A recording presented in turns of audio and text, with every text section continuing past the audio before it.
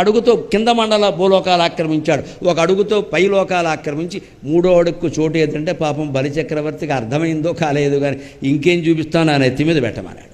అక్కడే పెట్టాడు. కారణం, అంతకుముందు ఆ రాజ్యమంతా తనదని తానేదో వామనుడికి దానవిస్తున్నాననే అహంభావంలో బలి ఉన్నాడు. భగవత్పాద స్పర్శ ద్వారా ఆయన అహంకార నిర్మూలన చేయడు. ఆ పాదస్పర్శ ఇలా తగలగానే ఆయనలో ఉండే అహంకారం అంతా నశించి, అంతా నీదే కదా, నేనెవన్నయ్యా ఇవ్వడానికి, అనవసరంగా ఇస్తున్నానన్నా కానీ స్వామి నా అహంకారం నశించిందంటే నేను ఇంకా రాజ్యానికి పనికిరాను, నన్ను కిందకి తోసే అన్నాడు. అలాగ పాతాళానికి తోస్తే బలిచక్రవర్తులు ఏదో కుయుక్తి పన్ని తోశాడు అని అనవసరపు విమర్శలు చేస్తారు. కానీ ఆ బలిచక్రవర్తిని వరం కోరుకోమని ఆయన కోరిన వరంతో పాటుగా ఇచ్చిన వరం ఏమిటో తెలుసా?